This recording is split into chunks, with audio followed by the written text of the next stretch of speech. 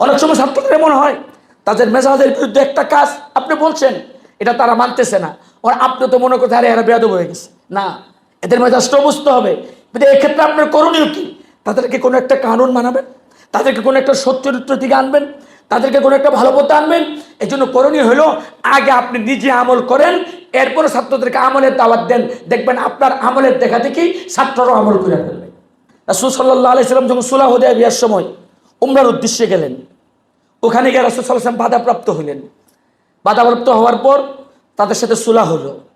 সুলহ হওয়ার পর রাসূল সাল্লাল্লাহু আলাইহি সাল্লাম সাহাবাদেরকে বললেন, তোমরা ইহরাম খুললা হলক করে ফেলো। একজন সাহাবীও রাসূলের কথা শুনলো না। সবাই কি করলো? হলকও করলো না, ইহরামও করলো না। রাসূলের মনটা খারাপ হয়ে গেল। আমার সাহাবীরা আমার কথা মানলো না, রাসূলের মনটা খারাপ হয়ে গেল। রাসূল সাথে ওই সফরে উম্মুল মুমিনিন হযরত উম্মে সালমা রাদিয়াল্লাহু তাআলা আনহা ছিলেন। রাসূল উম্মে সালমা রাদিয়াল্লাহু তাআলা তাবুতে ঢুকলেন, রাসূলের তাবুতে। উম্মে সালমা রাদিয়াল্লাহু তাআলা দেখেন রাসূলের মনটা খারাপ। উম্মুল মুমিনিন উম্মে সালমা রাদিয়াল্লাহু তাআলা জিজ্ঞাসা করেন, ইয়া রাসূলুল্লাহ, কি হয়েছে, আপনার মনটা খারাপ কেন? আমার সাহাবাদের কি হয়ে গেল?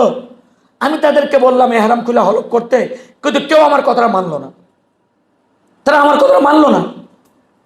এবার উম্মে সালমা রাদিয়াল্লাহু তাআলা রাসূলকে বলেন, ইয়া রাসূলুল্লাহ, আপনি জানেন না আপনার সাহাবীদের দিলের কি অবস্থা? আপনার সাহাবারা এদের উপর দিলের উপর দেখুন কি পরিমাণ তুফান যাইতেছে, ঝড় যাইতেছে, এটা আপনি জানেন না। কারণ এরা কি পরিমাণ ইশক এবং মহব্বত নিয়ে বাইতুল্লাহ তওয়াফ করতে আসছিল। এরপরে এখন যে চুক্তিটা হয়েছে, চুক্তিটা পুরাটাই তাদের মনের বিরুদ্ধে। কত বড় ঝড় তাদের দিলের উপর দিয়ে যাইতেছে রাসূল, এটা আপনি জানেন না। তবে ইয়া রাসূলুল্লাহ, এই ক্ষেত্রে আমি আপনাকে বলবো যে আপনি তাদেরকে হুকুম না দিয়া যে তোমরা চুল ফালাও, ইহরাম খুলে, এটা না কইরা আপনি নিজে আগে আমল করে ফেলেন।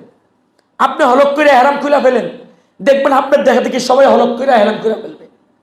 উম্মে সালমা রাদিয়াল্লাহু তাআলা এর পরামর্শতে রাসূল কি করলেন? হলক করে ইহরাম খুলে ফেললেন।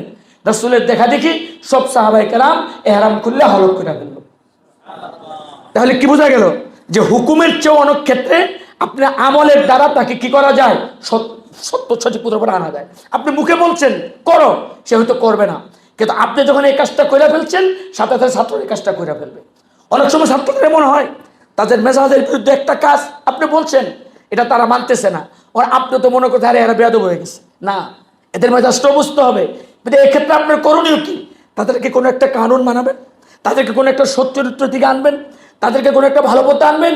এই জন্য করণীয় হলো আগে আপনি নিজে আমল করেন, এরপরে ছাত্রদেরকে আমলের দাওয়াত দেন।